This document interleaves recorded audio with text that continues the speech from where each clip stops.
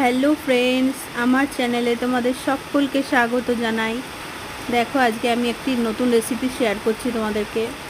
প্রথমে ছোট ছোট টুকরো করে রাখা আলু, টুকরো করা পেঁয়াজ, একটু গ্রেট করা আদা, 2 কোয়া গোটা রসুন, গোটা কাঁচা লঙ্কা, একটি গোটা টমেটো ভালো করে ধুয়ে নিয়েছি।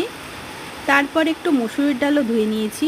এবার সবগুলো একসাথে নুন, হলুদ, একটু লঙ্কার গুঁড়ো আর সর্ষের তেল দিয়ে ভালো করে মাখিয়ে নিলাম।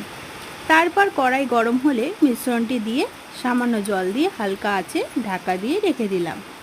তারপর যখন আলু ও ডাল সিদ্ধ হয়ে গেল তখন 2টো ডিম ফাটিয়ে দিয়ে দিলাম।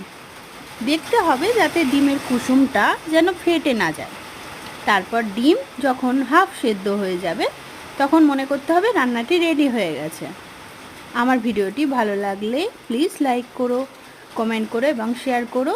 ফিরে আসবো পরের ভিডিওতে।